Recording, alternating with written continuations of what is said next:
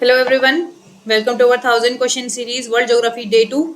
आज जैसे कि आपको पता है कि हमारा एग्जाम बहुत ही करीब आ गया है, तो हमें अपने रिवीजन की स्पीड जो है वो बढ़ानी पड़ेगी, क्योंकि हमें अपने एग्जाम तक वर्ल्ड ज्योग्राफी का कम से कम 2 या 3 बार रिवीजन जरूर कर लेना है इन क्वेश्चंस का, जो भी हम क्लास में करा रहे हैं, क्योंकि ये इंपॉर्टेंट क्वेश्चन है। छाट के हम क्वेश्चन आपके लिए लेकर आते हैं ताकि आपको एग्जाम में ज्यादा मेहनत करने की जरूरत ना पड़े। मेहनत तो करनी है, लेकिन ज्यादा मेहनत यानी क्वेश्चन ढूंढने में मेहनत ना करनी पड़े, इसके लिए हम आपके लिए क्वेश्चन लेके आते हैं। तो चलिए बिना समय गवाए आज के प्रश्न नंबर 1 से शुरुआत करते हैं।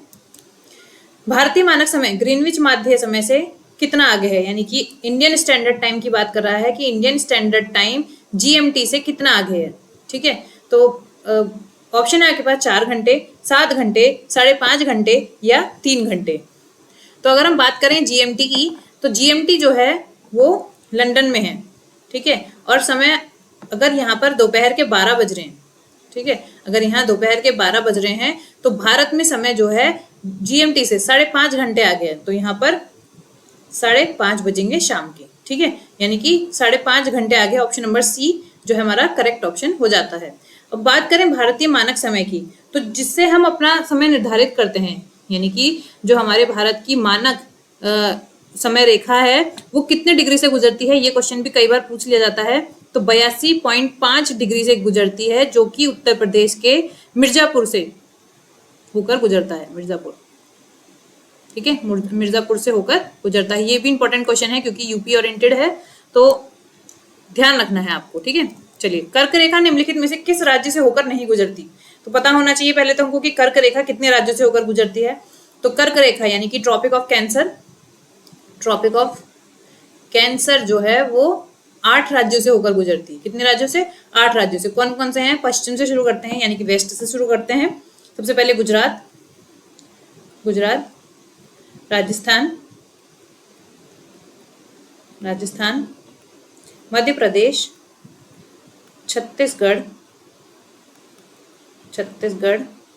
झारखंड, पश्चिम बंगाल यानी वेस्ट बंगाल, त्रिपुरा और मिजोरम। ठीक है, तो ये 8 राज्य हैं जिनसे ट्रॉपिक ऑफ कैंसर यानी कि कर्क रेखा जो है होकर गुजरती है। तो अब ऑप्शन देख लेते हैं। हमारे पास राजस्थान है, छत्तीसगढ़ भी है, त्रिपुरा भी है, लेकिन कौन सा नहीं है? उड़ीसा से होकर नहीं गुजरती है। तो ऑप्शन नंबर सी हमारा करेक्ट हो जाता है, क्योंकि क्वेश्चन पूछ रहा है कौन से राज्य से होकर नहीं गुजरती।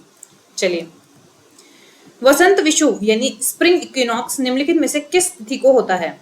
21 मार्च, 18 जून, 23 सितंबर या 22 दिसंबर। तो पहले हम बात कर लेते हैं कि स्प्रिंग इक्विनॉक्स यानी कि वसंत विषुव क्या होता है। तो वसंत विषुव वो समय है जब पूरी पृथ्वी पर दिन और रात की लंबाई जो है वो एक समान रहती है, यानी कि जितना लंबा दिन उतनी ही लंबी रात। तो वो पूछ रहा है कि स्प्रिंग इक्विनॉक्स निम्नलिखित में से किस तिथि को होता है। तो ये जो स्प्रिंग इक्विनॉक्स होता है, यानी कि जो इक्विनॉक्स होता है, ये तब होता है जब सूर्य की किरणें पृथ्वी पर पूरी समान तरीके से पहुंचती है, यानी कि जब इक्वेटर पर सन होता है तो जो सूर्य की रोशनी है वो पृथ्वी पर एक समान तरीके से पहुंचती है। ठीक है, तो पूरा दिन, सभी जगह पर दिन और रात जो है वो बराबर हो जाते हैं। तो ये समय होता है 21 मार्च का और 21 मार्च और 23 सितंबर का। ठीक है, ये 2 तारीख ऐसी होती हैं जिसमें दिन और रात जो है वो बराबर होते हैं। लेकिन क्वेश्चन पूछ रहा है स्प्रिंग इक्विनॉक्स के बारे में, ठीक है, वसंत विषुव के बारे में।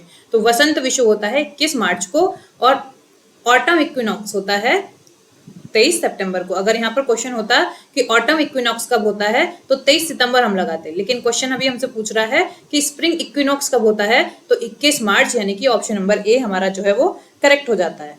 ठीक है, चलिए, अक्षांश का एक वृत्त जो पृथ्वी की भूमध्य रेखीय सतह से 52 डिग्री दक्षिण में है कहलाता है हॉर्स अक्षांश, शीत अक्षांश, 22वां इम्प्रिंट या 22वां समांतरण दक्षिण। तो इसका सही आंसर है आपका ऑप्शन नंबर डी, यानी कि 22वां समांतरण दक्षिण। चलिए, पृथ्वी पर दिन और रात की लंबाई कहां पर बराबर होती है? विषुवत रेखा पर, ध्रुवों पर, प्राइम मेरिडियन पर या अंटार्कटिका पर। तो वो पूछ रहा है कि दिन और रात की लंबाई कहां पर बराबर होती है। तो इसका सही आंसर है आपका ऑप्शन नंबर ए, यानी कि विषुवत रेखा यानी कि इक्वेटर पर जो है दिन और रात की लंबाई बराबर होती है। ठीक है, चलिए बढ़ते हैं अगले प्रश्न की ओर।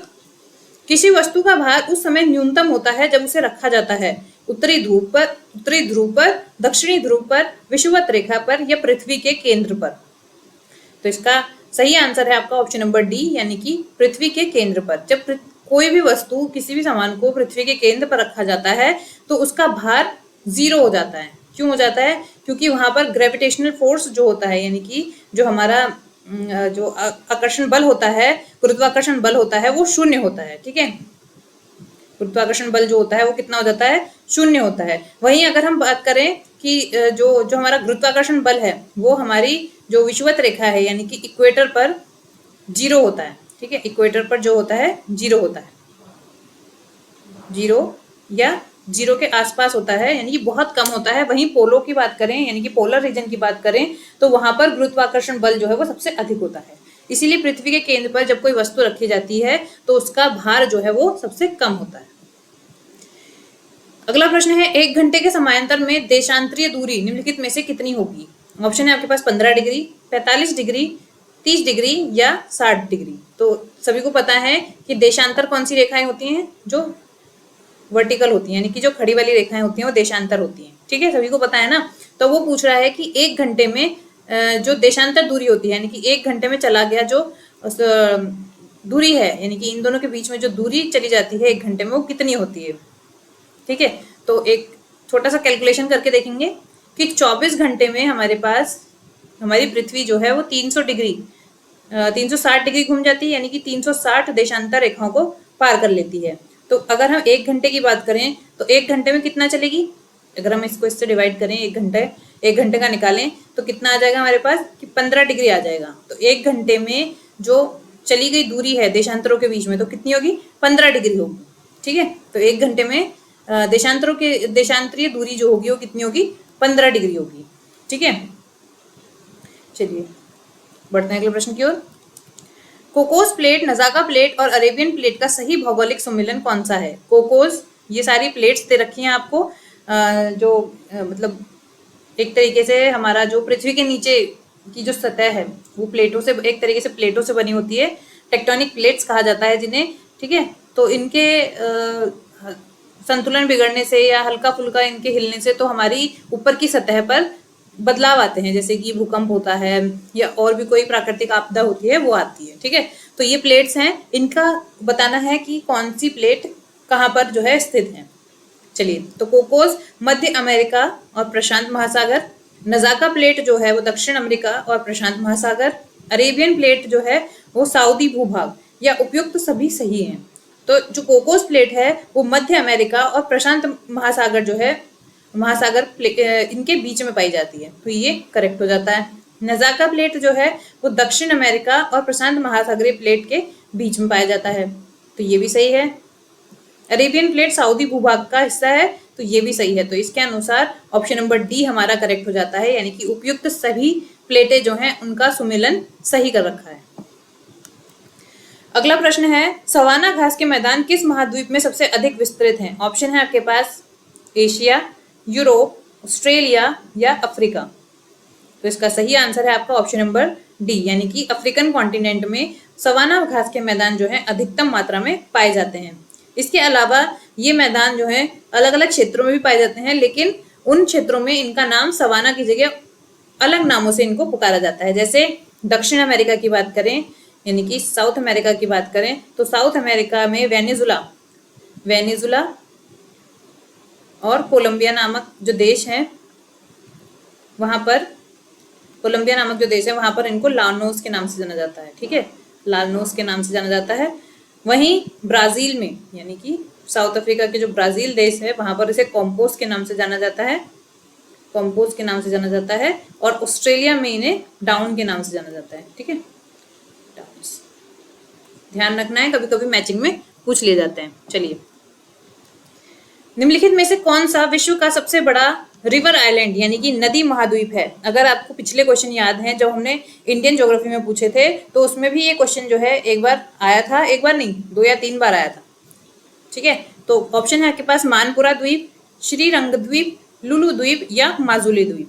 तो इसका सही आंसर है आपका ऑप्शन नंबर डी, यानी कि माजुली द्वीप। माजुली द्वीप कहाँ पर स्थित है और ये किस चीज के लिए फेमस है, ये आप कमेंट बॉक्स में बताएंगे, पता तो चले आपकी कितनी अच्छी तैयारी हो रखी है, आपने क्वेश्चंस को कितनी बार रिपीट किया था।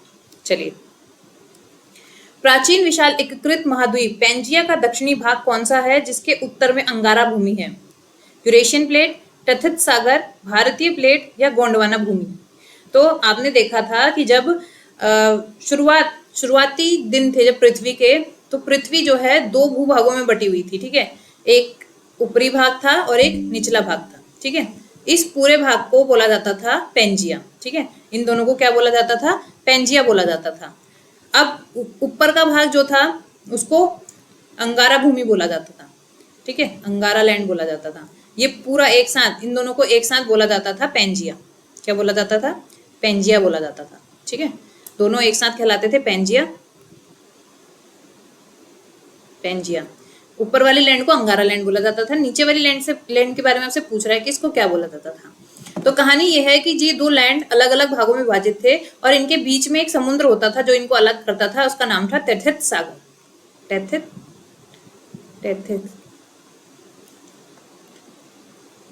तथित सागर, ठीक है, इन दोनों के बीच में एक सागर था तथित सागर। फिर कुछ प्राकृतिक जो घटनाएं हैं वो घटित हुई और ये दोनों लैंड एक दूसरे की तरफ को खिसकना शुरू हुए, ठीक है, एक दूसरे की तरफ को इन्होंने बढ़ना शुरू किया। और जब ये एक दूसरे की तरफ को बढ़े तो बीच का जो तथित सागर था, आप एक पेपर को लेना और पेपर को दोनों तरफ से आप फोर्स लगाना, तो क्या होता है? वो फोल्ड हो जाता है।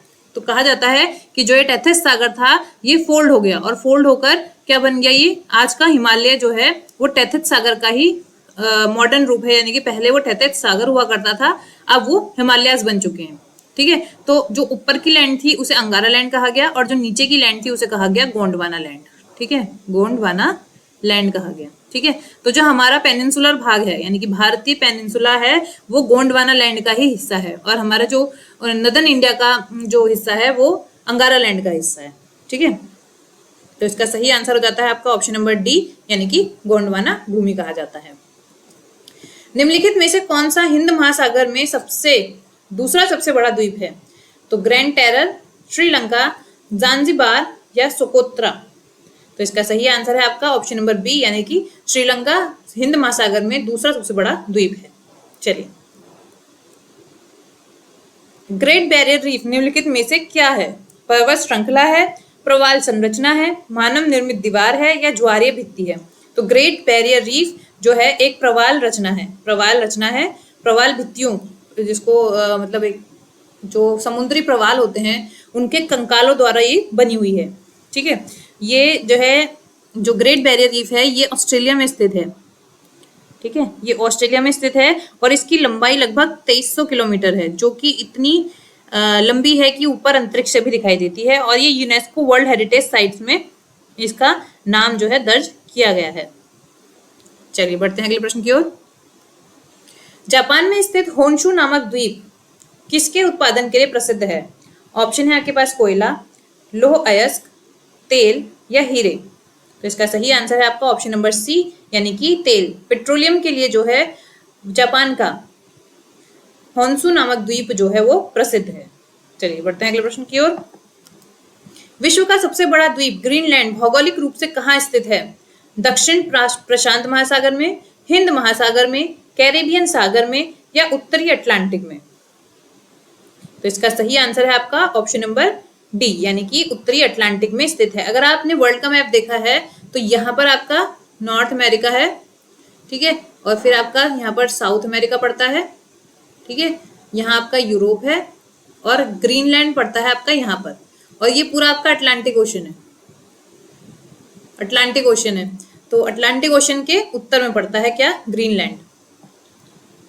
चलिए बढ़ते हैं अगले प्रश्न की ओर। निम्नलिखित में से कौन सा विश्व का सबसे बड़ा द्वीप आइलैंड है, यानी कि द्वीप है? बोर्निया, अंडमान निकोबार, ग्रीनलैंड या सिंगापुर? तो इसका सही आंसर है आपका ऑप्शन नंबर सी, यानी कि ग्रीनलैंड। विश्व का सबसे बड़ा द्वीप यानी कि आइलैंड जो है वो कौन सा है? वो है ग्रीनलैंड। चलिए, प्रसिद्ध द्वीप देश ग्रेनेडा कहाँ स्थित है? ये किसी देश का नाम है ग्रेनेडा और ये एक द्वीप देश है। ये कहाँ पर स्थित है ये पूछ रहा है ये। तो प्रशांत महासागर में, कैरेबियन सागर में, हिंद महासागर में या भूमध्य सागर में? तो इसका सही आंसर है आपका ऑप्शन नंबर बी, यानी कि कैरेबियन सागर में। दक्षिण पूर्व कैरेबियन सागर में अगर आप मैप उठा के देखोगे तो छोटे छोटे द्वीप हैं, ठीक है, छोटे छोटे द्वीप हैं वहां पर। उनमें से एक द्वीप है ग्रेनेडा नामक। क्षेत्रफल के आधार पर दक्षिण अमेरिका महाद्वीप का सबसे बड़ा देश कौन सा है? ऑप्शन है आपके पास अर्जेंटीना, कोलंबिया, ब्राजील या चिली। तो इसका सही आंसर है आपका ऑप्शन नंबर सी, यानी कि ब्राजील। दक्षिण अमेरिका का मैप जब आप देखोगे तो उसमें आप देखोगे कि ब्राजील जो है, ये इस तरीके से दक्षिण अमेरिका का मैप है। अगर आप वर्ल्ड मैप देखोगे आज उठा के तो दक्षिण अमेरिका का मैप कुछ इस तरीके से दिखता है और यहाँ पर ब्राजील की स्थिति है, ठीक है। काफी बड़ा देश है और ये दक्षिण अमेरिका का सबसे बड़ा देश माना जाता है क्षेत्रफल की दृष्टि से, जिसकी सीमाएं, यानी कि जो ब्राजील है उसकी सीमाएं 10 देशों से होकर गुजरती है, मतलब 10 देशों से इसकी सीमाएं जो हैं वो लगती हैं, ठीक है। इनमें 10 देश जो शामिल हैं उनमें चिली और इक्वाडोर को अगर हम छोड़ दें, यानी चिली को और इक्वाडोर को हम छोड़ दें, तो बाकी सभी 10 देशों से इसकी सीमाएं लगती हैं। क्षेत्रफल और जनसंख्या दोनों आधार पर संसार का सबसे बड़ा देश कौन सा है? सॉरी, देश नहीं, सबसे बड़ा कॉन्टिनेंट पूछ रहा है। सबसे बड़ा महाद्वीप कौन सा है? उत्तरी अमेरिका, दक्षिणी अमेरिका, एशिया या अफ्रीका?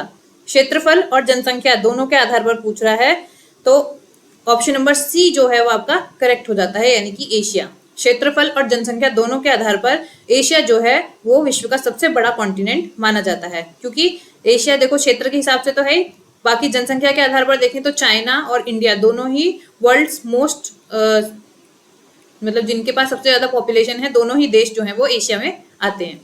चलिए, इनमें से किस महाद्वीप में सवाना घास के मैदान नहीं पाए जाते हैं? ऑप्शन है आपके पास अफ्रीका, यूरोप, अमेरिका या ऑस्ट्रेलिया। तो इसका सही आंसर है आपका ऑप्शन नंबर बी, यानी कि यूरोप में सवाना घास के मैदान नहीं पाए जाते हैं। चलिए बढ़ते हैं अगले प्रश्न की ओर। निम्नलिखित में से विश्व का चौथा सबसे बड़ा महाद्वीप कौन सा है? अफ्रीका, उत्तरी अमेरिका, दक्षिणी अमेरिका या एशिया? तो पूछ रहा है चौथा महाद्वीप, यानी कि 4th नंबर का आपसे कॉन्टिनेंट पूछ रहा है। तो एक बार हम कॉन्टिनेंट्स का सीरीज देख लेते हैं डिक्रीजिंग ऑर्डर में, यानी कि सबसे बड़ा सबसे पहले, उसके बाद उससे छोटा, फिर उससे छोटा। तो सबसे बड़ा कॉन्टिनेंट जो है वो है एशिया, फिर आता है उसके बाद आपका अफ्रीका, अफ्रीका के बाद आता है आपका नॉर्थ अमेरिका यानी कि उत्तरी अमेरिका, इसके बाद आता है आपका दक्षिणी अमेरिका, साउथ अमेरिका जिसको हम बोलते हैं, ठीक है। फिर आता है आपका अंटार्कटिका, अंटार्कटिका, फिर आता है आपका यूरोप और फिर आता है आपका ऑस्ट्रेलिया, ठीक है। तो अब वो पूछ रहा है कि चौथा सबसे बड़ा महाद्वीप, तो चौथा सबसे बड़ा महाद्वीप कौन सा हो जाता है आपका? साउथ अमेरिका, यानी कि दक्षिणी अमेरिका इसका सही आंसर हो जाता है। पृथ्वी पर स्थित सबसे बड़ा महाद्वीप निम्नलिखित में से कौन सा है? एशिया, यूरोप, अफ्रीका या दक्षिण अमेरिका? तो सभी को पता है पृथ्वी पर सबसे बड़ा महाद्वीप कौन सा है, चाहे आप जनसंख्या की दृष्टि से देखो, चाहे आप क्षेत्रफल की दृष्टि से देखो, तो एशिया जो है वो सबसे बड़ा महाद्वीप है। किस महाद्वीप को the land of golden fleece के नाम से जाना जाता है? यूरोप, एशिया, अफ्रीका या ऑस्ट्रेलिया? तो इसका सही आंसर है आपका ऑप्शन नंबर डी, यानी कि ऑस्ट्रेलिया को the land of golden fleece के नाम से जाना जाता है, क्योंकि ऑस्ट्रेलिया में जो ऊन का उत्पादन होता है, ठीक है, जो ऊन का उत्पादन होता है उसकी वजह से इसको the land of golden fleece के नाम से जाना जाता है, क्योंकि यहाँ की जो भेड़ है जिसको मोरिनो भेड़ कहा जाता है वो विश्व में प्रसिद्ध है अपने ऊन के लिए, ठीक है। चलिए, निम्नलिखित में से कौन सा पृथ्वी पर समुद्र तल से सबसे गहरा बिंदु है? मरियाना ट्रेंच, टोंगा ट्रेंच, मृत सागर या लाल सागर?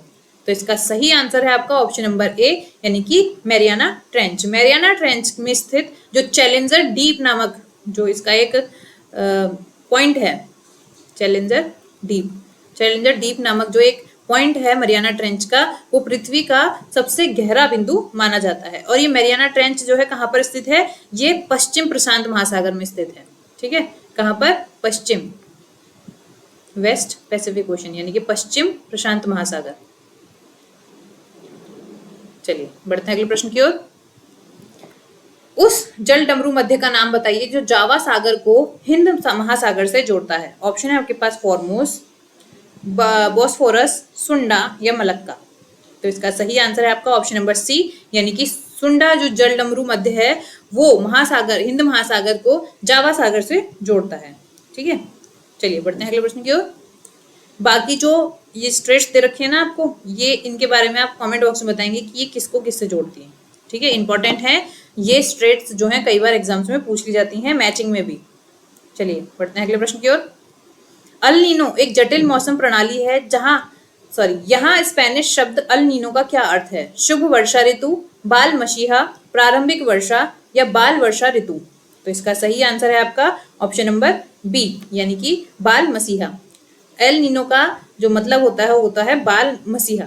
ठीक है, इसमें अगर हम बात करें एल नीनो की, तो जब एल नीनो उत्पन्न होता है सागर में, तो ये हमारे इंडिया के लिए, जो इंडियन मानसून होता है उसके लिए एक सही स्थिति नहीं मानी जाती है, क्योंकि जब एल नीनो आता है तो कहा जाता है कि भारत में सूखे जैसी स्थिति पैदा होती है।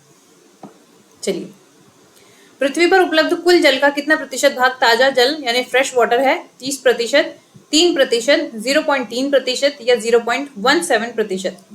तो पृथ्वी के कुल ताजे जल की बात करें तो पूरे जल का लगभग 3% हिस्सा जो है वो ताजा जल माना जाता है। ठीक है, जो पूरा जल है यानी कि 100% में से 97.2% जल जो है वो खारा है।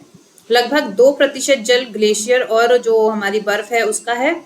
ठीक है, आइस कैप्स जिन्हें बोलते हैं। उसके बाद 0.7% जो हमारा ग्राउंड वाटर है उसके लिए जाता है, और 0.03% जो है हमारा रिवर्स, लेक वगैरह जो है इनके लिए निर्धारित किया गया है। जल चक्र में बादलों का गठन निम्नलिखित में से किस प्रक्रिया द्वारा होता है? वाष्पीकरण, संघनन, अपघटन या गलनांक। तो इसका सही आंसर है आपका ऑप्शन नंबर बी, यानी कि संघनन। जो जल चक्र है उसमें बादलों का जो गठन होता है वो संघनन के द्वारा होता है। देखो, वाष्पीकरण क्या होता है? जब सूर्य की गर्मी से जो नदी है या जो जल स्रोत है, कोई भी जल स्रोत है, उसका पानी जब भाप बन के ऊपर उड़ता है तो वो वाष्पीकरण कहलाता है। और अब ये जल भाप जब ठंडा होने लगता है, यानी कि जब वायुमंडल में जाता है, ऊपर उठता है, तो ऊपर उठने के साथ जब इसका टेम्परेचर गिरता है यानी कि ठंडा होने लगता है, तो ये जो भाप है वो तरल में बदलने लगता है। ठीक है, और तरल में बदलता है तो छोटी छोटी बूंदों में बदल जाता है, यानी कि छोटी छोटी बूंदें जो हैं वो उससे फिर बादल बनता है और एक जगह इकट्ठा होते हैं। इसके बाद गलनांक जो है वो मेल्टिंग पॉइंट होता है आपका। ठीक है, चलिए बढ़ते हैं अगले प्रश्न की ओर। निम्नलिखित में से कौन मीठे पानी यानी फ्रेश वाटर का सबसे अच्छा स्रोत है? महासागर, सागर, खारा पानी या नदी। देखो, महासागर का पानी खारा होता है, ये नहीं होगा। सागर का पानी भी खारा होता है, ये नहीं होगा। खारा पानी इसने ऑलरेडी दे रखा है, तो ऑप्शन नंबर डी आपका सही हो जाता है कि नदी जो है वो फ्रेश वाटर के लिए अच्छा स्रोत मानी जाती है। प्रशांत महासागर में स्थित मैरियाना खाई किसके लिए प्रसिद्ध है? जो मैरियाना, अभी हमने ट्रेंच के बारे में बात की थी, जिसमें हमने चैलेंजर डीप के बारे में पढ़ा था, तो वो किस चीज के लिए प्रसिद्ध है? ज्वालामुखी के लिए, कोरल रीफ के लिए, सबसे गहरे बिंदु के लिए या जहाज डूबने के लिए। तो इसका सही आंसर ऑप्शन नंबर सी है। अगर आपने पिछला क्वेश्चन ध्यान से पढ़ा था तो आप सभी लोग इसका सही आंसर लगा सकते हैं कि सबसे गहरे बिंदु के लिए मरियाना खाई, जो कि पैसिफिक ओशन यानी कि प्रशांत महासागर में स्थित है, उसके लिए प्रसिद्ध है। प्रसिद्ध जावा ट्रेंच नामक स्थल किस महासागर में स्थित है? आर्कटिक, अटलांटिक, हिंद महासागर या पैसिफिक यानी कि प्रशांत महासागर के लिए महासागर में स्थित है। तो अगर आपने पिछला क्वेश्चन ध्यान से पढ़ा था, उसमें हमने पढ़ा था कि जावा ट्रेंच जो है वो दो सागरों को जोड़ता है, यानी कि एक जावा सी को किससे जोड़ता है? इंडियन ओशन से जोड़ता है, यानी कि हिंद महासागर से जोड़ता है। तो अगर आपने ये क्वेश्चन ध्यान से पढ़ा, ध्यान से समझा, तो आप आराम से लगा सकते हो कि हिंद महासागर में स्थित है। निम्न में से किसे हिंद महासागर के सबसे गहरे बिंदु के रूप में जाना जाता है? मैरियाना ट्रेंच, सुंडा ट्रेंच, प्यूर्टको रिको या साउथ सैंडविच। तो इसका सही आंसर है आपका ऑप्शन नंबर बी, यानी कि सुंडा ट्रेंच जो है वो हिंद महासागर का सबसे गहरा बिंदु है। ठीक है, कंफ्यूज नहीं होना है। मरियाना ट्रेंच जो है पूरी दुनिया का सबसे गहरा बिंदु है, जो कि प्रशांत महासागर में है। ठीक है, प्रशांत महासागर में है। लेकिन अभी क्वेश्चन पूछ रहा है कि हिंद महासागर का सबसे गहरा बिंदु कौन सा है, तो सुंडा ट्रेंच जो है सबसे गहरा बिंदु है। समुद्री जल का औसतन लवणता यानी कि सैलिनिटी कितनी होती है? 25%, 30%, 35% या 40%। ये इसमें प्रतिशत यहाँ पर ऐसे लगेगा, यहाँ पर डबल जीरो लगेंगे, क्योंकि सैलिनिटी नापने की जो जैसे परसेंटेज का साइन होता है ना, ऐसी सैलिनिटी का साइन ये होता है, इसमें डबल जीरो आती है नीचे। ठीक है, तो इसका सही आंसर है आपका ऑप्शन नंबर सी, यानी कि 35/1000 होती है। ठीक है, यानी कि 35/1000। ठीक है, यानी कि अगर 1 किलोग्राम यानी कि 1000 ग्राम आपने समुद्री जल लिया है तो उसमें 35 ग्राम नमक जो है वो घुला हुआ होगा। चलिए बढ़ते हैं अगले प्रश्न की ओर। निम्नलिखित में से किस सागर का जल सर्वाधिक खारा है? अरल सागर, लाल सागर, बाल्टिक सागर या मृत सागर? तो इसका सही आंसर है आपका ऑप्शन नंबर डी, यानी कि मृत सागर, डेड सी। ठीक है, डेड सी जो है इसका जल सबसे ज्यादा खारा है। ठीक है, चलिए बढ़ते हैं। इसके खारेपन की वजह से ही जो है व्यक्ति अगर इसमें छलांग लगाता है तो वो डूब नहीं पाएगा। क्यों नहीं डूब पाएगा? क्योंकि अधिक मात्रा में नमक होने के कारण, अधिक मात्रा में इसमें सैलिनिटी होने के कारण इसका पानी की डेंसिटी जो है वो बहुत ज्यादा हो जाती है, जिसकी वजह। चलिए बढ़ते हैं अगले प्रश्न की ओर। क्षेत्रफल की दृष्टि से निम्नलिखित में से कौन सा महासागर सबसे छोटा है? हिंद महासागर, अटलांटिक महासागर, आर्कटिक महासागर या प्रशांत महासागर?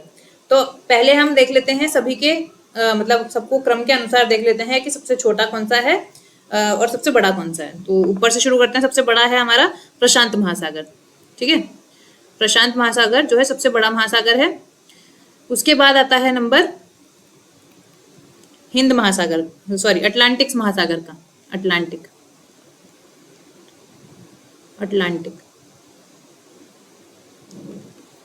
महासागर। इसके बाद आता है हिंद महासागर। ठीक है, हिंद महासागर। इसके बाद आता है दक्षिणी महासागर या अंटार्कटिक ओशन जिसको बोलते हैं,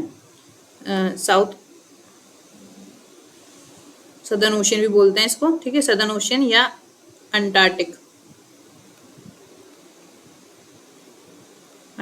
महासागर। ठीक है, इसके बाद आता है आर्कटिक महासागर।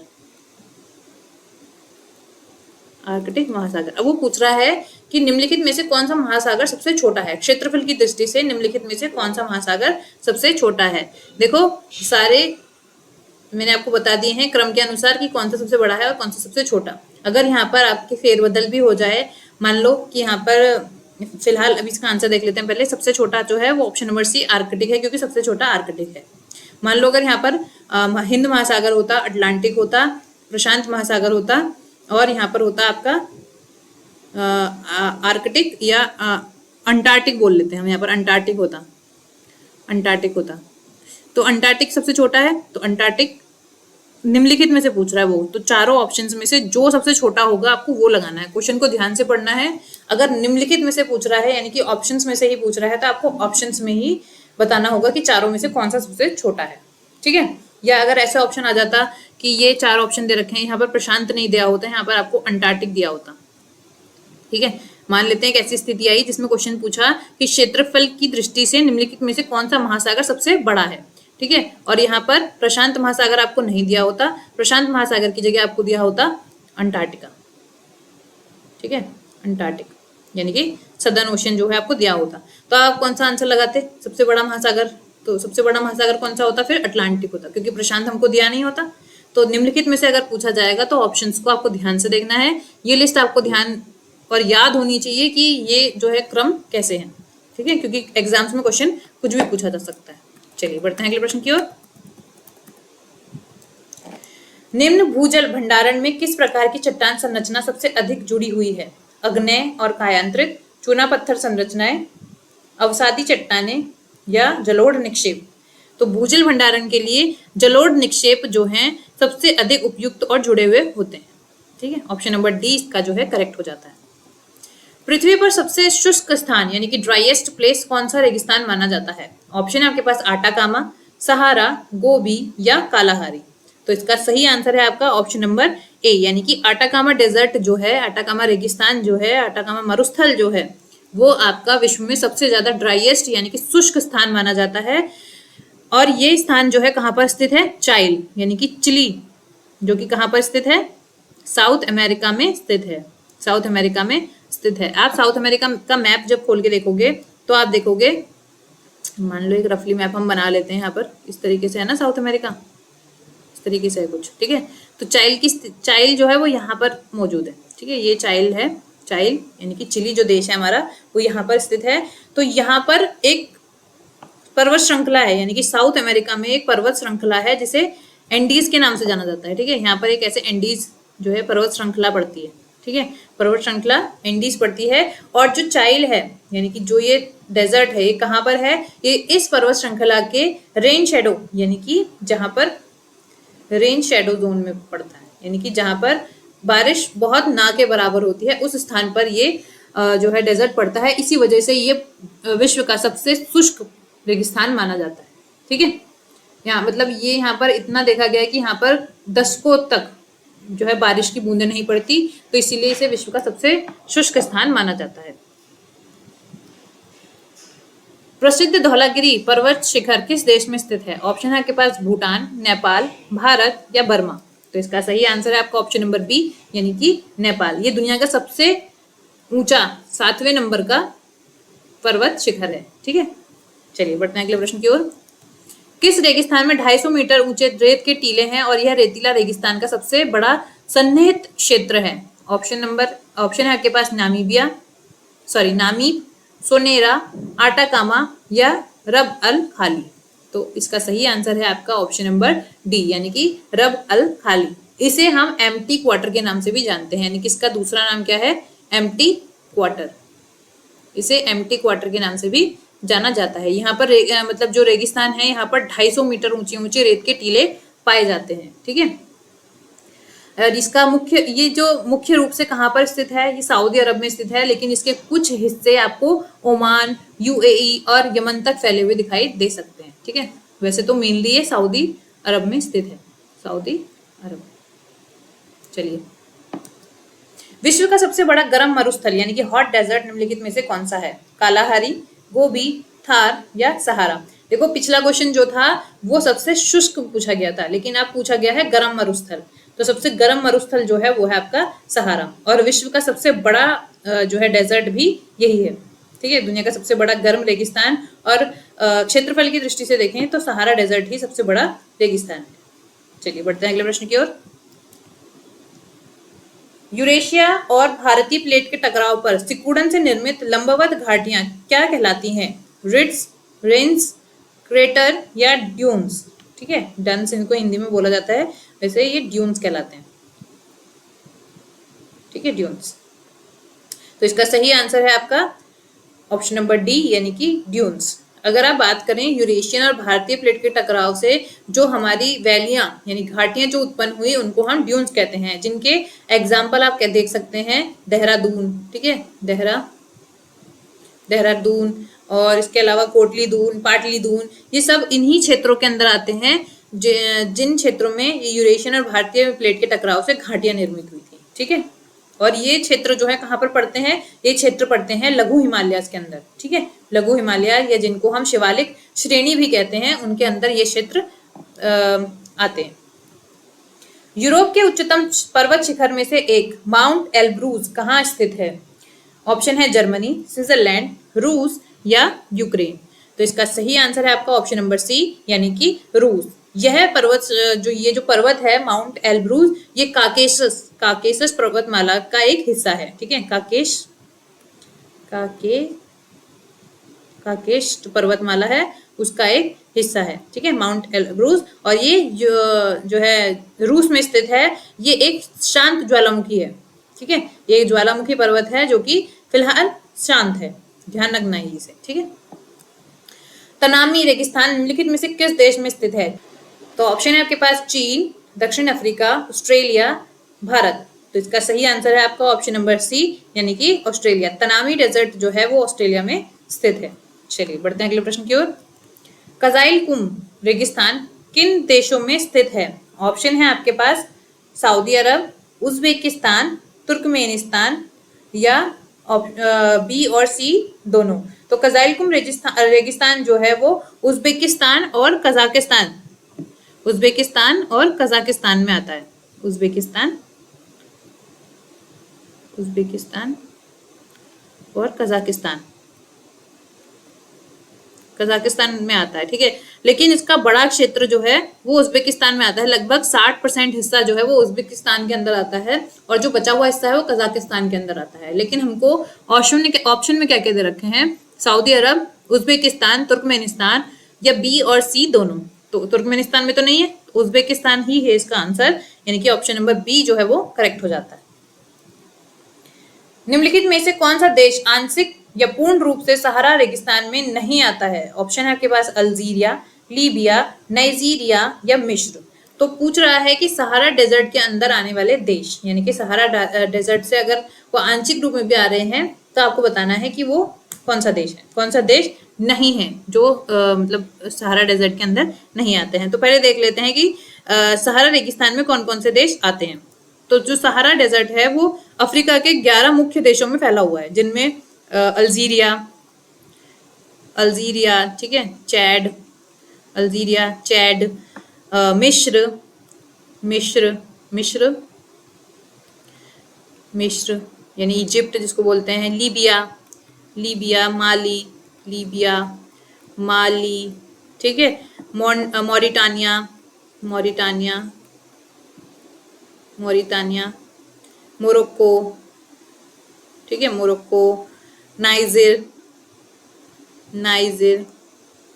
नाइजर के बाद है आपका सूडान और ट्यूनीशिया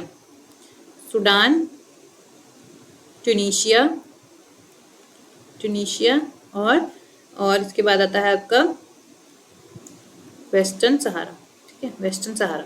तो ये देश हैं जो सहारा डेजर्ट के अंदर आते हैं। तो इनमें से पूछ रहा है कि ये जो निम्न देश दे रखे हैं आपको, इनमें से कौन सा देश है जो सहारा डेजर्ट के अंतर्गत नहीं आता है? तो अल्जीरिया तो आता है, लीबिया भी आता है, देखो जरा, अल्जीरिया,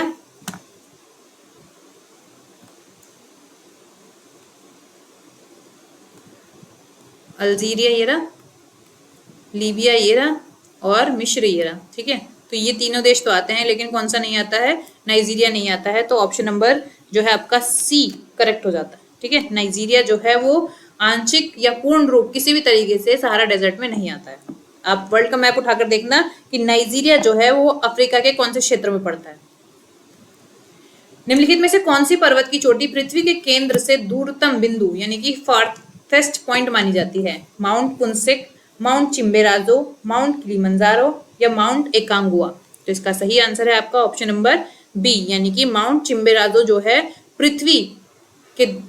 पृथ्वी से सबसे दूरतम बिंदु यानी कि सबसे दूर जो पर्वत की चोटी है वो कौन सी है? माउंट चिम्बेराजो है। और ये कहाँ पर स्थित है? ये इक्वाडोर में स्थित है, ठीक है। इक्वाडोर कहाँ पर है? अभी हमने पिछले ही क्वेश्चन में पढ़ा था। इक्वाडोर कहाँ पर स्थित है? तो इक्वाडोर है आपका साउथ अमेरिका में। अब आप कहोगे कि साउथ अमेरिका में कैसे इससे ज्यादा दूर हो जाती है ना? सोचने वाला पॉइंट है कि कैसे ये फार्थेस्ट पॉइंट हो जाता है पूरे वर्ल्ड का, मतलब पृथ्वी के केंद्र से सबसे दूरतम बिंदु ये कैसे हो जाता है? तो वो जो माउंट चिम्बेराजो है वो एंडीज पर्वत पे है। हमने देखा था कि साउथ अमेरिका जो है हमारा, ठीक है, जो साउथ अमेरिका है इसमें एक पर्वत श्रृंखला है, ठीक है, एंडीज, ठीक है। एंडीज जो है ये पर्वत श्रृंखला है जो कि इक्वाडोर में भी जाती है, ये, ठीक है, इक्वाडोर से भी होके निकलती है। ये भूमध्य जो हमारी जो इक्वेटर होती है, ठीक है, इक्वेटर जो है वो इस देश से होकर निकलती है। और जो आपको पता है कि हमारी पृथ्वी का जो आकार है वो पूरा गोल नहीं है, वो कैसा है? वो कोनों पे से थोड़ी सी बाहर को निकली हुई है। यानी कि अगर हम किसी गेंद को ऊपर से चपटा कर दें, यानी कि ऊपर से पिचकाएं, तो उसके जो साइड वाले जो पोर्शन है वो बाहर को निकल जाएंगे। तो पृथ्वी की सतह जो है वो इसी तरीके की है, यानी कि बल्जिंग है, बाहर को निकली हुई है। तो जो बल्जिंग एरिया है वो इसी क्षेत्र पर पड़ता है। तो हमारी जो पृथ्वी है वो इस तरीके से हो जाती है। तो इसी वजह से जो पृथ्वी के केंद्र है उससे सबसे दूर का बिंदु जो है वो माउंट चिम्बेराजो हो जाता है, जो कि इक्वाडोर में स्थित है, ठीक है, साउथ अमेरिका में। ठीक है, समझ में आ गया? चलिए बढ़ते हैं अगले प्रश्न की ओर। हिमालय की सर्वोच्च शिखर माउंट एवरेस्ट की मानक ऊंचाई कितनी है? ऑप्शन है आपके पास 8,200 मीटर, 8,848 मीटर, 8,500 मीटर या 9,000 मीटर। तो इसका सही आंसर है आपका ऑप्शन नंबर बी, यानी कि 8,848 मीटर जो है माउंट एवरेस्ट की मानक ऊंचाई मानी जाती है। निम्नलिखित में से विश्व की सबसे बड़ी पर्वत श्रृंखला कौन सी है? ऑप्शन है आपके पास आल्प्स, हिमालय, एंडीज या रॉकी पर्वत।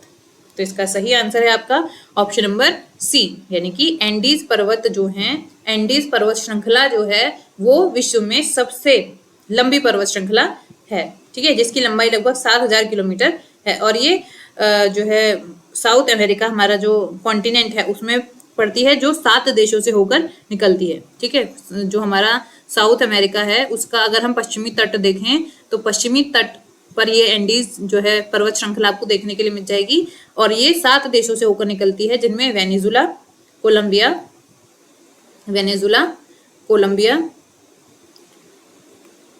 इक्वाडोर के बारे में हमने पिछले क्वेश्चन में पढ़ा था, इक्वाडोर, पेरू, बोलीविया, चिली और अर्जेंटीना है, ठीक है। तो याद रखना है विश्व की सबसे लंबी पर्वत श्रृंखला कौन सी है, तो एंडीज पर्वत श्रृंखला जो है सबसे लंबी पर्वत श्रृंखला है। और इस पर्वत श्रृंखला का सबसे ऊंची चोटी कौन सी है, तो सबसे ऊंची चोटी है आपकी माउंट एकांगुआ,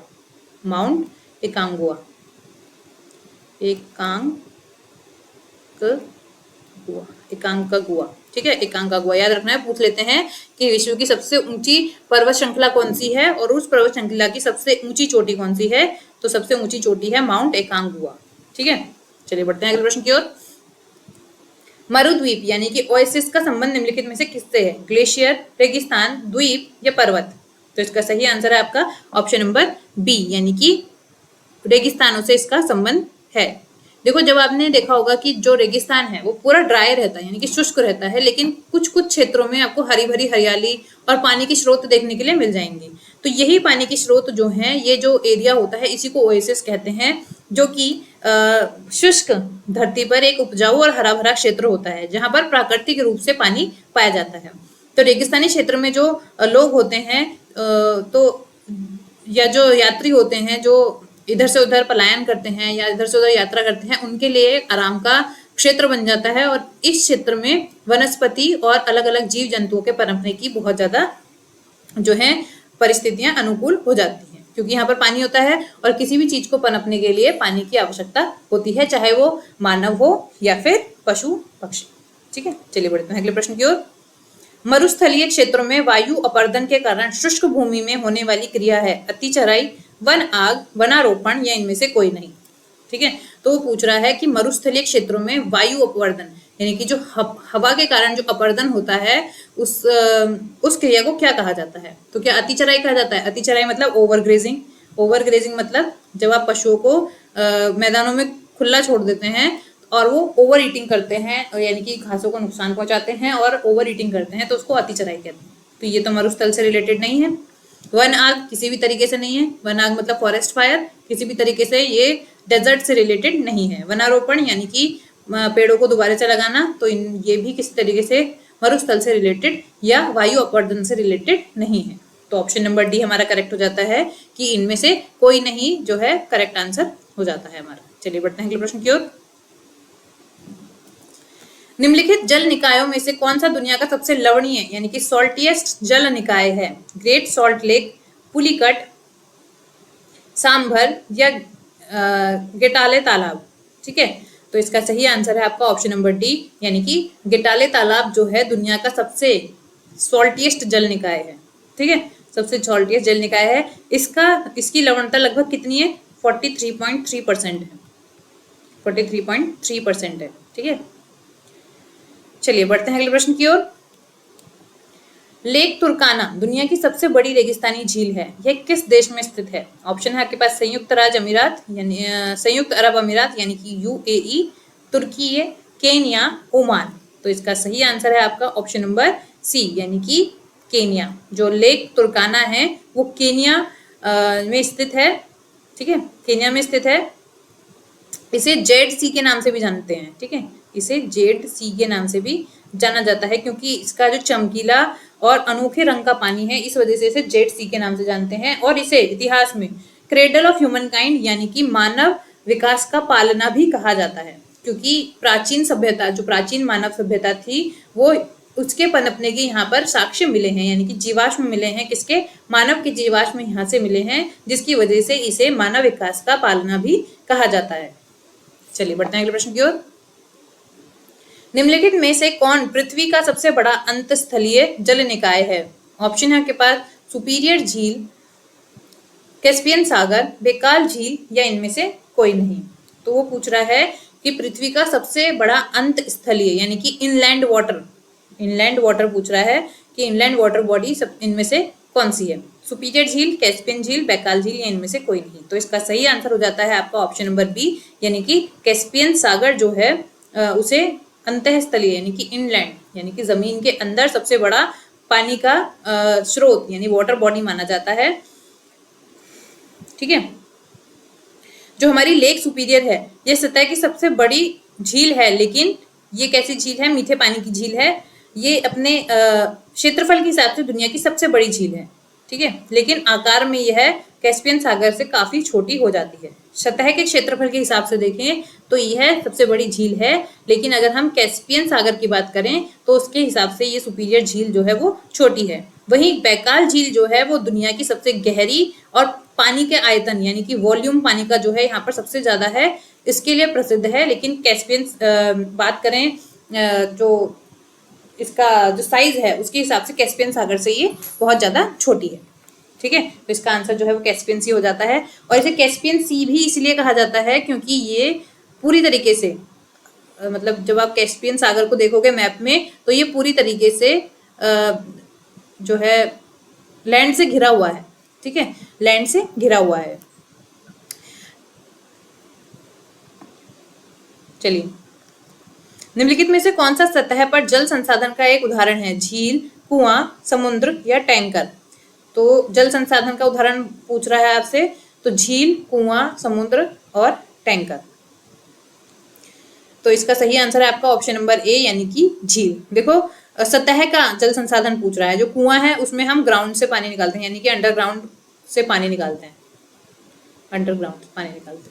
समुद्र जो है वो पीने योग्य नहीं होता, खारा पानी होता है, तो इसीलिए समुद्र नहीं हो जाता है। और टैंकर तो कहीं से भी नेचुरल जो है सोर्स नहीं है पानी का, इसलिए हमारे पास ऑप्शन नंबर ए बचता है यानी कि सतही जल, सरफेस वाटर। झील का जो है झील, नदियां, तालाब जो है इनमें शामिल किए जाते हैं। विश्व का सबसे ऊंचा झरना यानी कि वाटरफॉल कहाँ स्थित है? कनाडा, गुआना, वेनेजुला या ऑस्ट्रेलिया? तो इसका सही आंसर है आपका ऑप्शन नंबर सी यानी कि वेनेजुला में स्थित है। तो सबसे ऊंचा झरना है कौन सा? सबसे पहले क्वेश्चन ये आता है। तो सबसे ऊंचा झरना है आपका एंजल फॉल जो कि वेनेजुला में स्थित है। दक्षिण अमेरिका के जो वेनेजुला देश है यहाँ पर ये स्थित है। इसकी ऊंचाई लगभग 979 मीटर की ऊंचाई जो है इसकी बताई जाती है। ठीक है, चलिए बढ़ते हैं अगले प्रश्न की ओर। भूकंप की निम्नलिखित में से कौन सी तरंगे सबसे ज्यादा विनाशक होती हैं? पी तरंगे, सतही तरंगे, एस तरंगे या इनमें से कोई नहीं? तो इसका सही आंसर है आपका ऑप्शन नंबर बी यानी कि सतही तरंगे, जिनको एल लॉन्ग वेव या लव वेव के नाम से भी जाना जाता है, जो कि सतह पर चलती हैं। ठीक है, जो कि सतह पर चलती हैं और जो कि मानव निर्मित जो भी इंफ्रास्ट्रक्चर होता है सबसे ज्यादा नुकसान सतही तरंगे ही इन्हें पहुंचाती है। इसके बाद नंबर आता है, देखो सबसे पहले हो गई आपकी सतही तरंगे, सबसे ज्यादा हानिकारक यही होती हैं सतही तरंगे। ठीक है, इसके बाद नंबर आता है जो कम हानिकारक होती हैं, वो होती हैं आपकी एस तरंगे। ठीक है, एस तरंगे, एस तरंगे यानी कि इनको बोला जाता है सेकेंडरी वेव्स। इसके बाद नंबर आता है आपका पी तरंगे यानी कि पी वेव्स का, ये प्राइमरी वेव्स होती हैं। ठीक है, ये प्राइमरी वेव्स होती हैं। सबसे पहले जो सिस्मोग्राफ होता है उस पर पी तरंगे ही आती हैं, जिसकी वजह से मतलब पी तरंगे ही दर्ज की जाती हैं, जिसकी वजह से जिसके थ्रू ये बताया लगा जाता है कि जो है भूकंप आ रहा है। जो सतही जो पी तरंगे होती हैं ये सॉलिड, लिक्विड और गैस यानी कि तीनों ही माध्यमों से गुजर सकती है और इससे सबसे कम नुकसान होता है। चलिए बढ़ते हैं अगले प्रश्न की ओर। टेक्टोनिक प्लेट के मूवमेंट या शिफ्ट के कारण उत्पन्न होने वाली प्राकृतिक घटना है? चक्रवात, बाढ़, भूकंप या भूस्खलन? तो इसका सही आंसर है आपका ऑप्शन नंबर डी यानी कि भूकंप। जब टेक्टोनिक प्लेट मूव होती हैं तो ऊपर का सरफेस भी मूव होता है, और जब सरफेस मूव होता है तो क्या होता है? भूकंप आता है। भूकंप को रिकॉर्ड करने के लिए निम्नलिखित में से किस उपकरण का इस्तेमाल किया जाता है? सिस्मोग्राफ, सोनोग्राफ, स्पेक्ट्रोग्राफ या स्फिग्मोग्राफ? तो इसका सही आंसर है आपका ऑप्शन ए, यानी कि सिस्मोग्राफ जो है भूकंप की रिकॉर्डिंग के लिए जो है इंस्ट्रूमेंट, उपकरण जो है इसका इस्तेमाल किया जाता है भूकंप की रिकॉर्डिंग करने के लिए। हवाई द्वीप पर स्थित ज्वालामुखी निम्नलिखित में से किसका उदाहरण है? हवाई द्वीप पर स्थित ज्वालामुखी निम्नलिखित में से किसका उदाहरण है? ऑप्शन है आपके पास ढाल ज्वालामुखी, समग्र ज्वालामुखी, कैल्डेरा या बाढ़ बेसाल्ट प्रांत। तो इसका सही आंसर है आपका ऑप्शन नंबर ए, यानी कि ढाल ज्वालामुखी। ढाल ज्वालामुखी जो है हवाई द्वीप में जो ज्वालामुखी स्थित हैं वो ढाल ज्वालामुखी के जो है एग्जाम्पल माने जाते हैं। ठीक है, तो आज का ये आखिरी क्वेश्चन था। आपसे आपके एग्जाम के लिए आपको बेस्ट ऑफ लक कहा जाता है। ठीक है, और आपसे ये मैं अपनी तरफ से रिक्वेस्ट कर रही हूँ कि आप इन क्वेश्चंस को कम से कम 2 या 3 बार जो है रिपीट जरूर करें। ठीक है, तो यह 3 बार रिपीट जरूर करें, और ऑप्शंस को भी मत छोड़ना, ऑप्शंस पे भी एक बार नजर डाल लेना। जैसे ये समग्र ज्वालामुखी क्या होता है, कैल्डेरा क्या होता है, बाढ़ बेसाल्ट प्रांत क्या होते हैं। ठीक है, इनके बारे में भी एक एक बार नजर जो है डाल लेना, ताकि आपकी जो है तैयारी में कोई भी चूक ना रहे। मतलब हमको एग्जाम में कोई भी पॉइंट नहीं छोड़ना है जिससे हमारे नंबर कट सकें। ठीक है, तो अभी एक या 2 वीडियो और आएंगी आपके रिवीजन के लिए। रिवीजन हमारा पक्का होना चाहिए, 2 से 3 बार हमको रिवीजन करना है। ये मेरा आपसे सजेशन भी है, और आप रिक्वेस्ट भी कह सकते हो, कुछ भी आप मान सकते हो कि आप 2 से 3 बार इसको रिवाइज जरूर करना। ठीक है, तो अभी हम इस वीडियो को यहीं रोकते हैं। अभी तक 2 वीडियो आ गई हैं वर्ल्ड ज्योग्राफी की, तो दोनों को आपको 1 से 2 बार रिवाइज जरूर कर लेना है। ठीक है guys, thank you very much.